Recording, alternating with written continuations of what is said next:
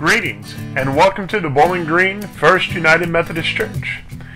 We hope that you enjoy what you're about to see, and you can find us on the corner of Broadway and Church Streets at 11 o'clock on Sunday mornings. Or you can find us at bgmethodist.org and on Facebook at Bowling Green First United Methodist Church.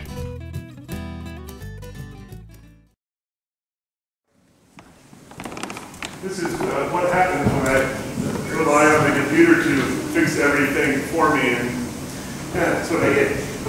So we're in this next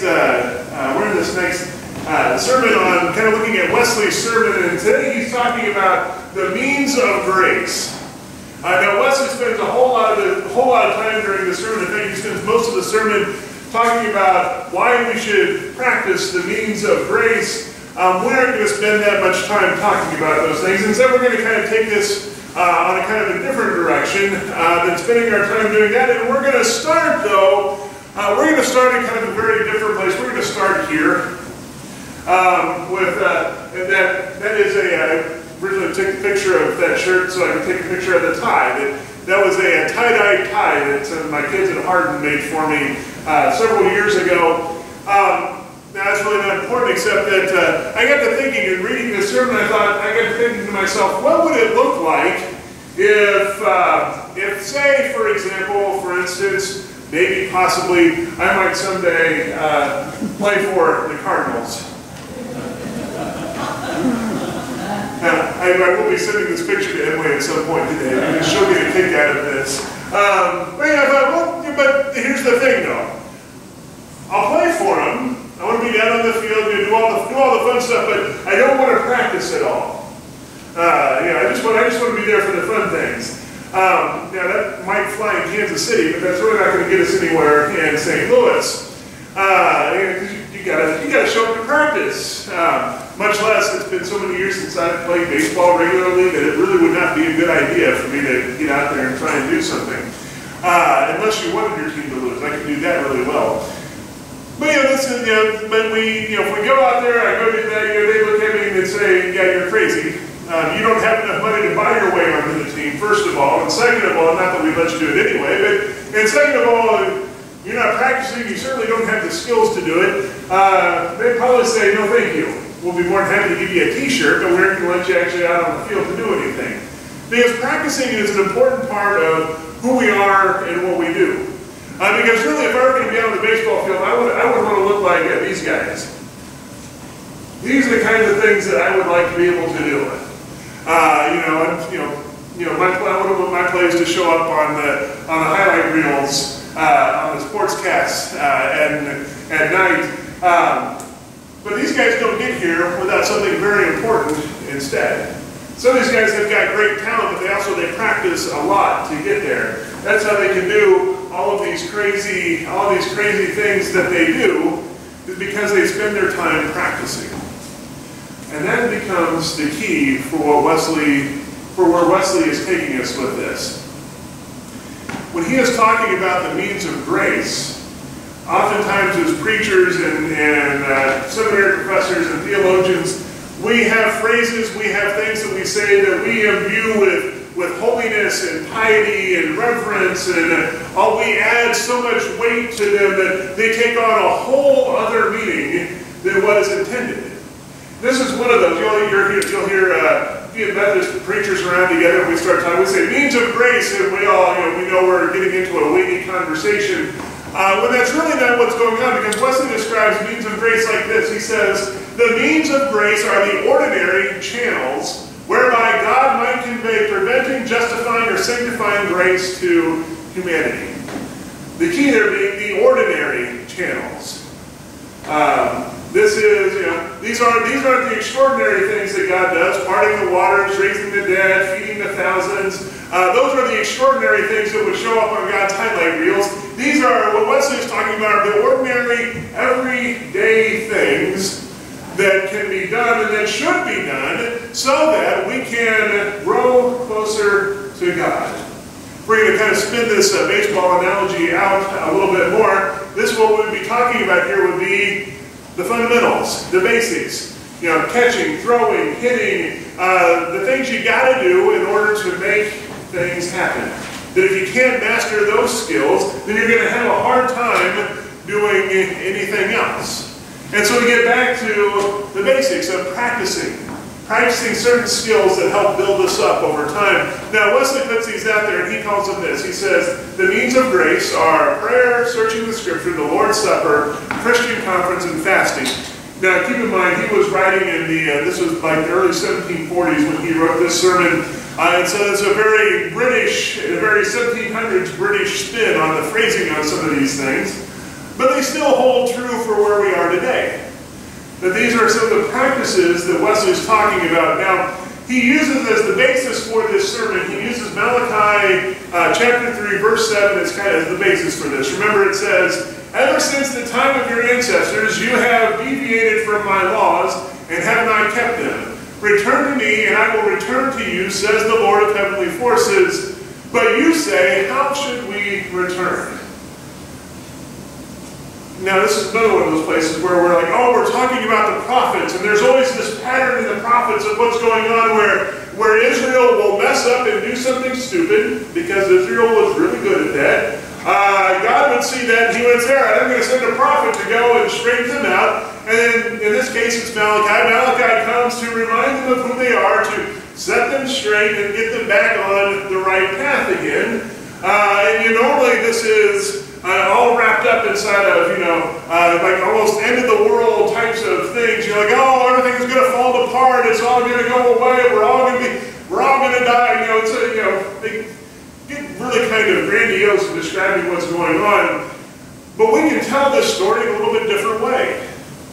The one makes a little bit more sense for what Wesley is trying to get across to us today, which is this. We can tell this story of, let's say it's the last part of July, first part of August in baseball season, and you've got a team or teams or whatever that have hit that slump. And they have gotten down to the slump, and they don't know how to get out of it, and they're just losing game after game after game after game. And before Tom says it, there's a certain other team in Missouri that kind of maybe needs to hear this, that we're getting, not in St. Louis, but on the other side of the state, that we're getting down in that slump, and how do you get out of that? You go back to the basics. You go back to the fundamentals. You go back to, working on, the things, the basic parts of the game. So that you can remind yourselves of those skills, so you can pick those things back up, so you can get your head back into the right place. And this is what Malachi is doing. He's saying to the people of Israel, y'all have gotten away from where you are. We're in the middle of this slump, and now it's time to get back to the basics. But here's the hard part, though, is that sometimes when you get really good at something, whether it's baseball, or I'm more familiar with music, or it could be another sport or job or something like that, sometimes when we get really good at something, we get really kind of far over here, and then we aren't sure how do we get back from there. With Israel, it was the prophets that were going, all right, here's what you need to do to get back. In baseball, it's when your coach comes up and says, all right, hold on, we need to get you back to working on your swing again. We need to work on making the throw from second to first. We've got all these things we need you to do.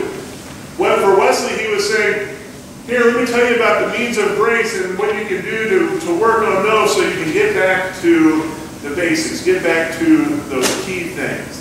And so we've and this is for me, this is the most important part of this verse. How do we return? And so we start looking at them. We go, the first one is prayer that we start with. And prayer is both the easiest and the hardest of these, I think, because it's very easy to do, but it's very hard to sometimes really get into. And so if we're going to come back to maybe to the basics of that, what do we do? What does that look like? Well, the easy thing to do is the first, you've got this list in your bulletin. I have a much bigger print list that Pam gives me because I'm blind, and so and I don't see things. So just take this prayer list and start with our prayer list, and pray for the folks that are on it. But with two additions to that, or two things to do in addition to that. It's not just that you're praying for them on that list, but there's one thing that I've heard in all of my years of ministry when folks are talking about prayer, and sometimes they'll tell me who they're praying for, and sometimes it may be a short list. Other times they may have this like really really long list, and they can kind of go all the way down that, and half the time they don't even have it written down. They just know. That's just their list of people they're praying for. There's always one person seemingly that is missing on that list whenever they're doing that, and that is themselves. So one of the things we always have to do is, if we are praying and we are doing that, always make sure we're praying for ourselves, and that is not a vain or a conceited or a selfish thing that we're doing, but it is a part of what we need to be doing in order to practice, in order to grow, is that we need to also be praying for ourselves that those things happen, and that is tied to the second thing we need to do, which is that when we're praying, is to also expect a response. A response that God is going to call us to do something in return. Because that's the other thing, that sometimes we pray and then we don't wait around for God to respond to us at all. And especially because here's what happens a lot of times is, you all know and I know that sometimes prayers seemingly go unanswered, or if we're praying for someone to get well and they may not get well, we struggle with that, but sometimes what we need to hear in the middle of that is that, okay, this is just the way the world works. It's not everyone gets well, but maybe God is calling us in the middle of that to do something. Maybe He is calling us in the middle of that and saying, you know what, they may not get well, but what you can do, you can go and you can go sit with them for an afternoon and visit. Or you can go and take something over for them to eat, or you can just go and give them a call. Or there are any number of things that kind of help them to kind of process through what they're dealing with, or to that can help them get through that time. Sometimes it may be something just as easy as making a phone call. Other times it may be something that is, takes a little bit more work. It may be, you say, well, God is saying, well, for the next 24 months, you're going to go with them once a week to help them go get a treatment. Maybe it's something more complicated like that. But that is part of that prayer life that we need to have, is that it's not just lifting up our prayers to God, but it is also hearing for God and saying, now this is what I want you to do as a part of this. You've offered up this prayer, and I know you are worried and you're concerned, but now here's what you can do to help them in this time. That's the first one. The second one, we say searching the scriptures. This is one of those times where I go, Wesley, you sound so very British here. Which makes sense. He was very British. But it says searching the scriptures. And this is, of course, reading the Bible. But sometimes that can be kind of a daunting thing. So I'm going to talk and hint stuff out as we go. I'm not a teacher, so I'm not real good at this. But I'll give it a shot. Remember, when we're talking about the basics, you don't have to be big and complicated with what you're doing. Sometimes you just need something so that you can focus on doing something intentional about it. And so you've got here, this would take you through the Bible in a year. And everything is broken off into, just a few passages a day. And now when I say that, though, you don't have to try and do these every day. Do you really expect us to be able to do this? Well, I was Speaking of being blind. You may have to get a magnifying glass to get that, or I can always make a bigger print version. Or maybe you just read the passages you can read. That's one way you can do that. It's like, oh, this is the only ones I can read. So, but again, this is just practice. Getting into that habit, focusing on the intentional part of that. Maybe you need to go get a magnifying glass. So maybe you don't do it every day. Maybe you just say, oh wait, I've got 1 or 2 days a week where I'm going to take time to read, and maybe I'm going to follow this book. From week to week, I'm going to go this book and maybe another book. We're just going to kind of follow those in there. Remember, the goal is just to practice, to get into the habit, to get started, and maybe start at something small. Or if daily scripture or scripture reading is something that's already in your habit on a weekly basis, maybe you say, I'm going to move that up to, I'm going to make time every day to take some time to read. And you say, all right, I'm going to commit to this for the year. I'm going to make it through the Bible in an entire year. Just kind of following this outline. But take the time to find that time and to make that habit and practice. The third one is the Lord's Supper. Now, I'm not going to talk too much about this today because Wesley has a whole sermon he preaches on the duty of constant communion. We're going to look at that in October, so that's going to be down the road a bit. But remember that communion is the time when we come together as a community and as individuals. We come up to the table where that gives us our opportunity to be with God in a very kind of formal, but also a church, gathered as a church to do that. And so for now, kind of our practice is when you can be here and to try and make an effort to be here on the first Sunday of the month so we can celebrate communion together. The next one is the one that is very Methodist. It sounds the strangest to our ears, the Christian Conference. Wesley loved his conferences. When he started out, they would have quarterly conferences. They'd have different other conferences. And nowadays that term has made its way into our Methodist history, and so we have charge conferences and district conferences and annual conferences and jurisdictional conferences and general conferences, and that's before you get to any other conferences that are on certain topics that you go and learn and study about. The point of what Wesley was getting at is, in this picture here, you get together with folks and you talk. And there are two things that you want to have as a part of that group. You want to be with people that you can trust and they can trust you in return, and be with people that will hold you accountable and that you in turn can hold accountable. And you may talk about a variety of things. Part of it about our faith, about what we're struggling with, about what's going on.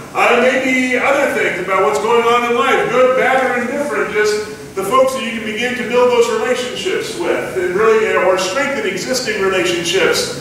So we come together because we are social people. Even the most introverted among us, and I'm probably one of those, we still like to be around people on occasion. We still need that human contact because it's good for us. It helps us grow. It gives us something that they can help build us up when we are able to come together. And that is also a part of what God calls us to do, is to find those groups and those people and those relationships that let us grow with someone else. And the last one on this list is fasting.